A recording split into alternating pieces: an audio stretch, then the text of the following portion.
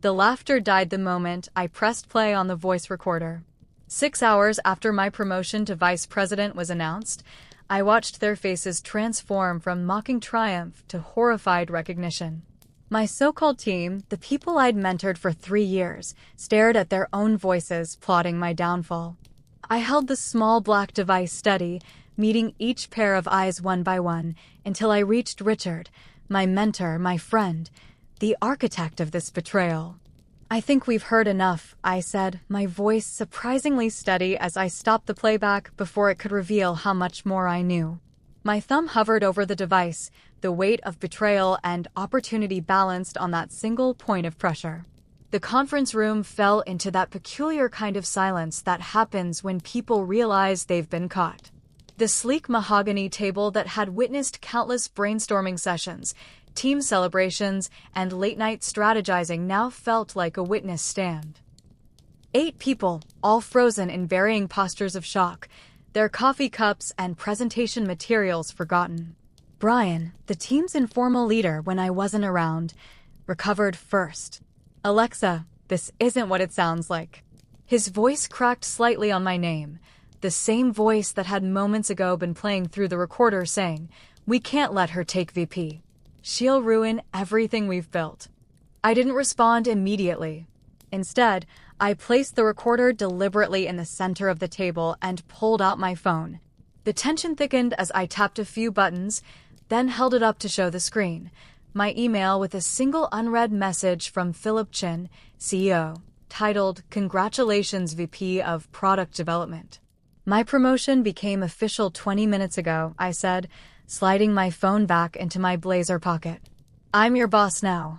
And we have a lot to discuss about why our Horizon project presentation mysteriously crashed this morning." Richard, gray at the temples and with 20 years of industry experience I had once revered, leaned forward. "Now listen, Alexa. We were just concerned about the direction." I raised my hand, stopping him mid-sentence. "The board reviewed the actual project data, not the sabotaged presentation you all created." I turned to face Kevin, our newest team member, who sat slightly apart from the others, his expression a mix of relief and vindication. "Thank you for saving the original files, Kevin." Kevin nodded slightly, earning venomous glares from the rest of the team. At 23, he was barely out of college, but he'd proven to have more integrity than people with decades of experience. I stood, straightening my charcoal suit jacket. "I'm calling a mandatory team meeting at 8 a.m. tomorrow. Bring all your project files, access codes, and client communications. Everything." I picked up the recorder and walked to the door, then paused without turning. "And consider this your only warning. Start looking for your replacement now, or start proving why I should keep you." The door closed behind me with a satisfying click, but the victory felt hollow. 3 years of building this team, countless late nights, missed birthdays, and sacrificed relationships, all undermined by the people I trusted most. As I walked back to my office, my heels striking a determined rhythm on the polished floors, I felt the weight of the recorder in my hand. There was so much more on it than what I'd played for them, and tomorrow would just be the beginning. I arrived early the next morning, the Seattle skyline still dark against the pre-dawn sky. The office was empty except for the cleaning staff, giving me the quiet I needed to prepare.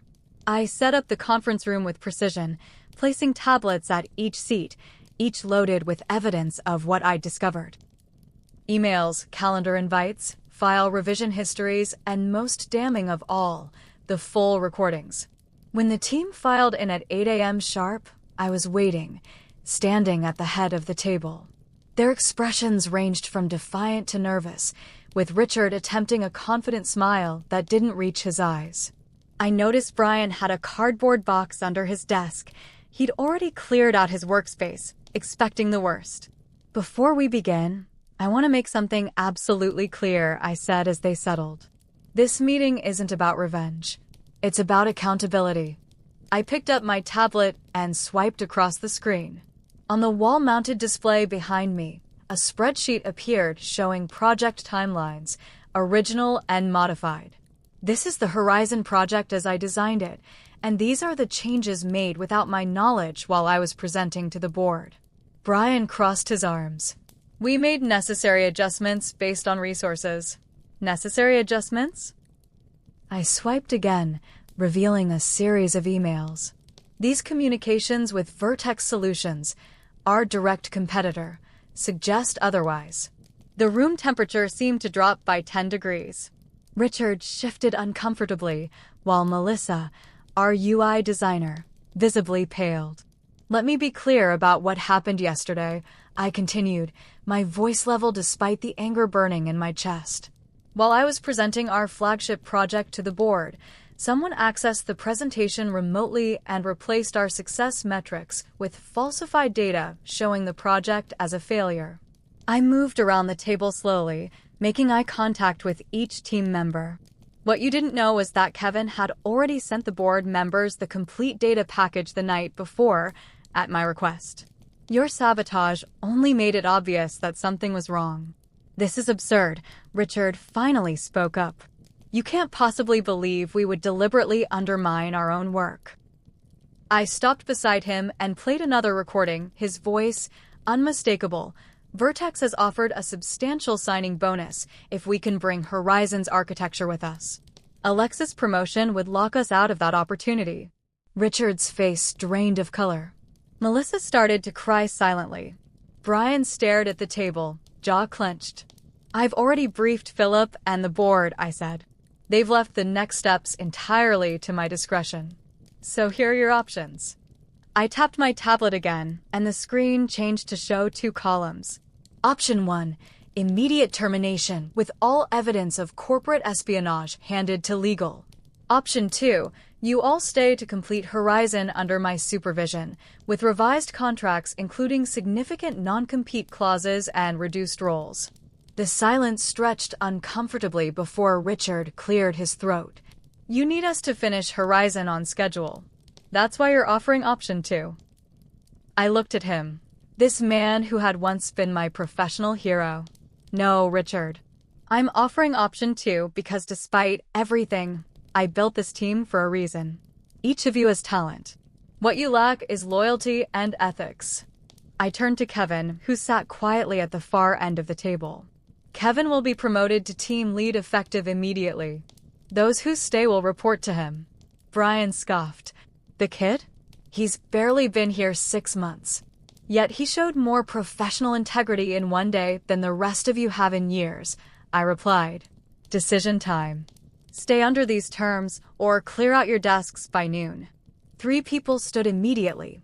Brian, Melissa, and Thomas from back-end development. Richard remained seated, along with Sarah from product testing, Joel from user experience, and Diane from marketing integration. Kevin, of course, stayed put. As the others filed out to clean their desks, I addressed the remaining team members. We start fresh today. You've got a lot to prove, and I'll be watching every move. Richard looked up at me, a mixture of shame and calculation in his eyes. You know I mentored you because I saw myself in you. I never expected you'd outmaneuver me like this. I leaned closer, lowering my voice. That was your first mistake. You saw yourself. I was never trying to be you, Richard. I was too busy becoming me. With that, I straightened and addressed the diminished team. We have a product to deliver. Let's get to work. The next 3 weeks were the most challenging of my career.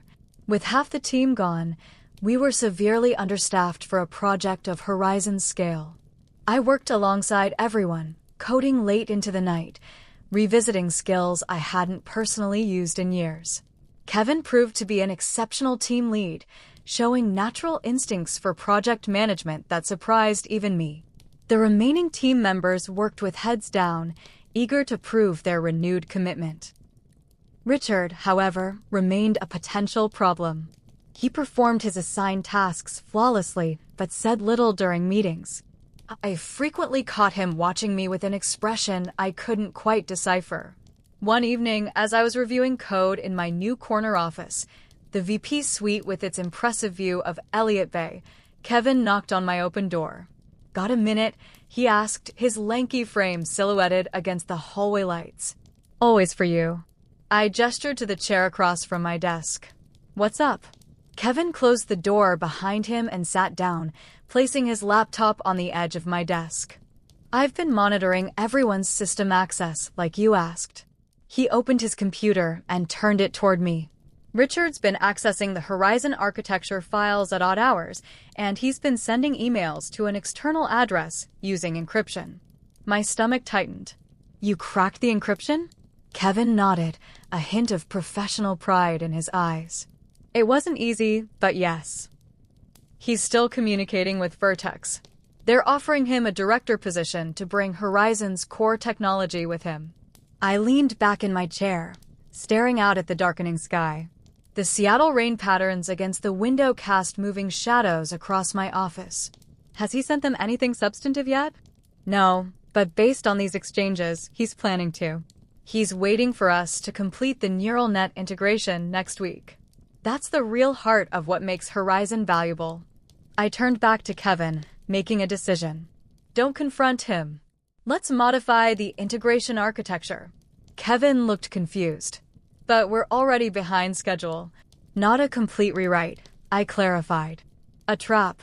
We'll create a dummy version of the neural net integration that looks legitimate, but has a fatal flaw only we know about. If Vertex tries to implement it, they'll waste months before realizing it can't work, Kevin finished, a slow smile spreading across his face. And we'll have proof Richard stole it. Exactly. I pulled up the project repository on my screen. We'll need to work on this off the main branch. Just you and me. Kevin hesitated. What about the others? Sarah, Joel, and Diane. I'm reasonably confident they're clean, but we can't risk it. The fewer people who know, the better.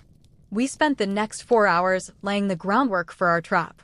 By the time we finished, the office was deserted, and the city lights sparkled through the rain-streaked windows. "This is actually genius," Kevin said as he packed up his laptop. "Creating a system that only fails when certain parameters are met in production." I smiled, feeling a genuine connection with him that had been missing with my previous team. The best security isn't just a wall, it's a maze that leads intruders exactly where you want them. After Kevin left, I remained at my desk, staring at the family photo I kept beside my monitor, my parents at their 40th anniversary, beaming with pride. Dad had been in tech his whole career, and his advice echoed in my mind. The industry will test not just your skills, but your character. I hadn't told him about the betrayal yet. Some part of me still felt ashamed, as if I should have seen it coming. I made a mental note to call him that weekend, once I had more of this situation under control. Before leaving, I checked my email one last time and found a message from Philip, the CEO. "Alexa, board meeting tomorrow at 10 a.m. Vertex has filed a complaint alleging we've poached their staff. Interesting timing. Bring whatever documentation you have on the situation with your team." "Philip," I grabbed my phone and called Kevin. "We may need to accelerate our timeline," I told him when he answered. "How quickly can you document Richard's communications with Vertex?" "I can have a full package ready by 9 a.m. "Perfect. Meet me in my office at 8. I hung up and gathered my things, my mind racing with preparations for tomorrow's meeting. As I locked my office door, I noticed Richard's light was still on down the hall. Our eyes met briefly through the glass wall of his office. He nodded slightly, and I returned the gesture, each of us aware that a final confrontation was coming. The next morning, I arrived to find Kevin already waiting outside my office, a USB drive in hand. "Everything's here," he said, handing it to me. Emails, access logs, and recorded conversations. Richard didn't even try to cover his tracks. Overconfidence, I replied, unlocking my door. He still thinks of me as the protege who needs his guidance. We spent the next hour preparing for the board meeting, organizing the evidence chronologically. At 9:30, I sent Kevin back to his desk and headed to the executive floor, the USB drive secure in my jacket pocket. The boardroom was already full when I arrived. Philip sat at the head of the table, with the company's 7 board members arranged along both sides. Richard sat halfway down on the right, looking surprisingly calm. Next to him was a woman I didn't recognize, dressed in an expensive suit with a Vertex Solutions lapel pin. "Alexa, thank you for joining us," Philip said, gesturing to an empty seat on his left. "This is Barbara Winters, Chief Operations Officer at Vertex Solutions." I nodded professionally to everyone as I took my seat, placing my tablet on the table. "Ms. Winters has brought some serious allegations to our attention," Philip continued. "She claims that you've been attempting to poach their employees and accessing proprietary Vertex technology." Barbara Winters spoke up, her voice clipped and confident. "We have evidence that Ms. Mitchell has been communicating with several of our senior developers, offering them positions contingent on bringing our technologies with them." I kept my expression neutral. "That's a serious accusation. May I see this evidence?" Barbara slid a folder across the table. Inside were printouts of emails, supposedly from my company account, making exactly the offers she described.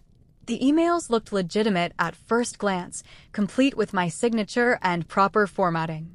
I took my time examining each page before looking up. "These are forgeries." "That's a serious counteraccusation," Richard interjected smoothly. "The timestamps and server information all check out." I turned to Philip. "May I present what I've discovered over the past few weeks?"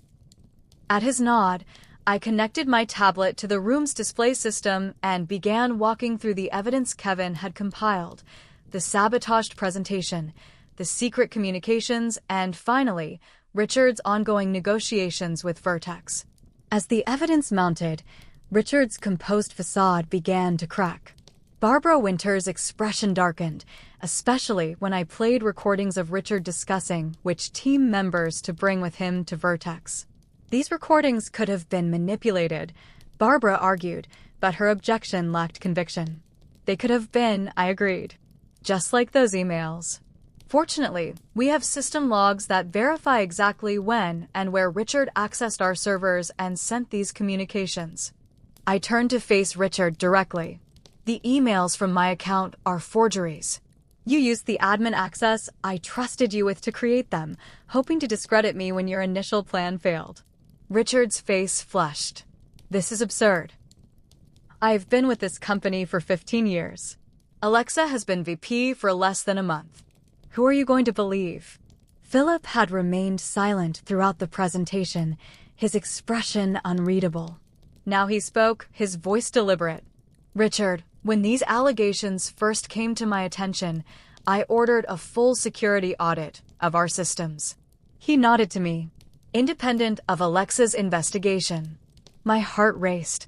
This was news to me. Philip continued, "That audit confirmed unauthorized access to our email servers from your credentials, as well as attempts to modify project data. You're fired, effective immediately. Security is waiting to escort you out." As if on cue, 2 security officers entered the room and stood by the door. Richard looked stunned, then angry, then defeated in rapid succession. "Barbara," Philip turned to the Vertex executive, "I suggest you reconsider your company's relationship with Richard. The technologies he promised you don't exist in the form he described, and any attempt to implement them would constitute industrial espionage."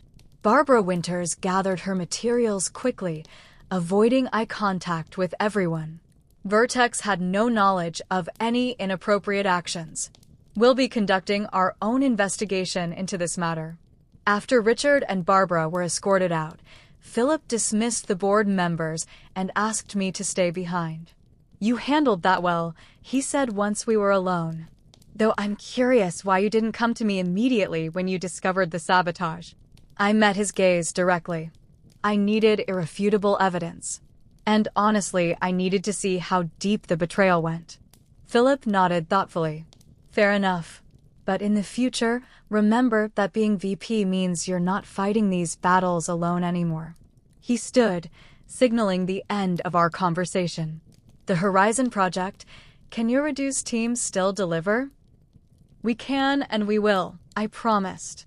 Kevin has stepped up admirably as team lead, and we've already adjusted the timeline to account for the staff changes. Good. I'll expect a detailed update next week. He paused at the door. And Alexa?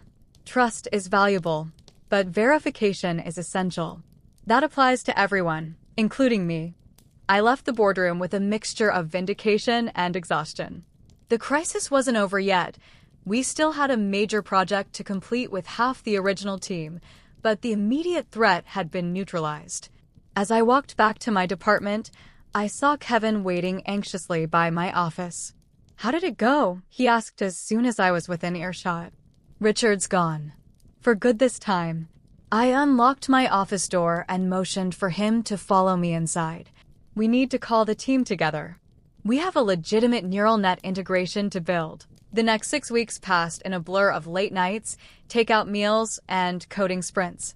Our reduced team worked with extraordinary focus, perhaps motivated by the knowledge that they had almost been part of something unethical. Sarah proved herself particularly valuable, catching integration issues before they became problems. Joel redesigned the user experience to be more intuitive, and Diane coordinated with marketing to build excitement for the launch. Kevin continued to impress me with his technical insight and leadership potential. We were 2 days from launch when Philip called me to his office. As I rode the elevator to the executive floor, I mentally prepared for bad news, perhaps another delay or a last-minute change request from a key client. Instead, I found Philip in an unexpectedly good mood, standing by the floor-to-ceiling windows overlooking the city. "Vertex Solutions is being investigated by the FBI," he said without preamble as I entered. Apparently, Richard wasn't the only executive they were working with to steal proprietary technology. I processed this information, thinking of the trap Kevin and I had laid that we ultimately hadn't needed. That's convenient timing. Philip turned from the window, a knowing look in his eyes. I may have had a conversation with some colleagues at other affected companies. We compared notes. "Corporate espionage is a federal crime," I noted. "Indeed it is." He gestured for me to take a seat. "But that's not why I called you here. The board has reviewed the Horizon project progression, and they're impressed with how you handled both the personnel issues and the technical challenges." He slid a folder across his desk toward me. "We're expanding your role. Starting next quarter, you'll oversee all product development and innovation across the company, with a substantial budget increase and authority to build new teams as you see fit." I opened the folder to find a new contract with a compensation package that made me momentarily dizzy. This is significant. "So, is saving our flagship project and exposing a corporate spy," Philip replied. "But more importantly, you've demonstrated the kind of leadership we need.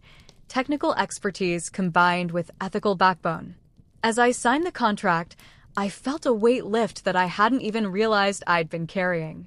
The betrayal had cut deeper than I'd acknowledged, making me question my judgment and my relationships with my team. "I'd like to promote Kevin to department head," I said as I handed the signed contract back. "He's earned it, and I'll need a strong leader in that position while I take on these new responsibilities." Philip nodded in agreement. I was going to suggest the same thing. "Draft the paperwork, and we'll make it official after Horizon launches." Launch day arrived with the nervous energy that always accompanies major product releases. The team gathered in the main conference room, monitoring dashboards and user metrics as Horizon went live across our client base. Kevin stood beside me, both of us watching the numbers climb as users logged in and began exploring the new platform. Sarah and Joe hovered near another screen, analyzing the first user interactions, while Diane coordinated with the support team. "Initial response is exceeding projections," Kevin reported, unable to keep the excitement from his voice. "Server load is within expected parameters, and the neural net integration is performing optimally." I smiled, feeling a surge of pride in what we'd accomplished together. "Send the all clear to Philip. Horizon is officially live." As the team broke into spontaneous applause, I found myself thinking about the recorder that had started this whole chain of events. It was still in my desk drawer, containing the voices of people who had tried to destroy everything we were now celebrating. Later that evening, after the launch party wound down and most of the team had gone home, I returned to my office and took out the recorder.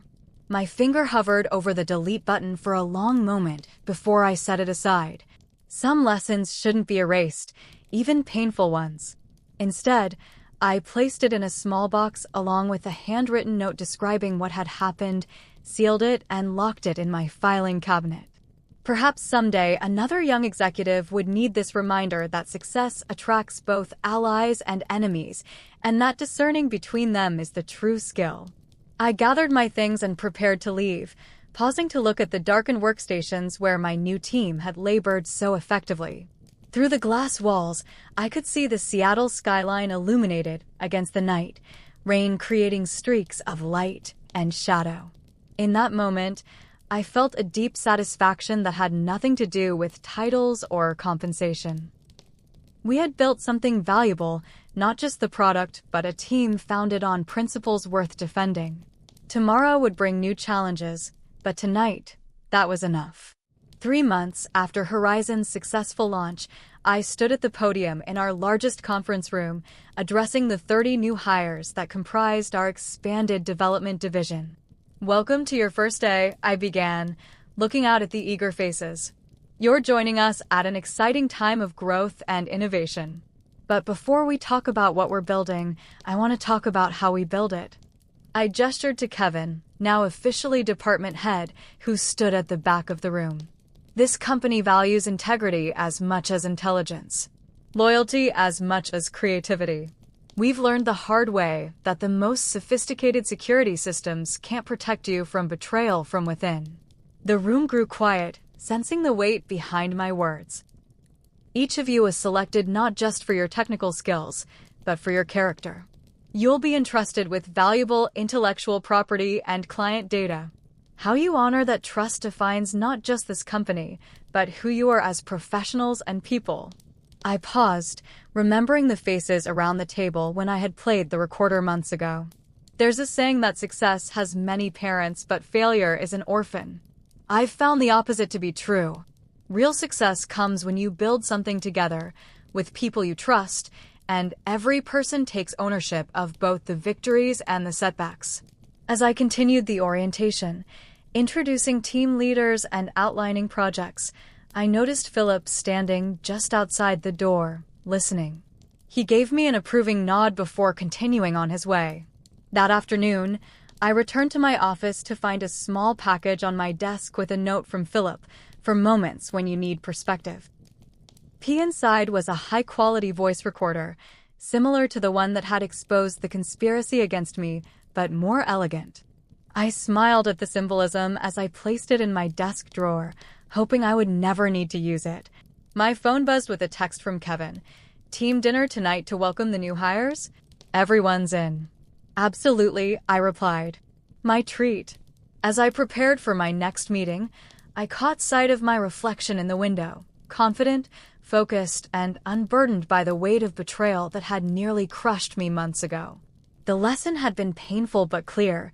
True loyalty can't be bought or demanded, only earned and reciprocated. I had built my career believing that technical excellence was the primary currency of success. Now I understood that trust was an equally valuable currency and far more difficult to earn back once lost. With that knowledge came a certain peace. Whatever challenges awaited, I would face them with clear eyes, knowing exactly who stood beside me. Let me know your thoughts in the comments below. Have you ever experienced workplace betrayal?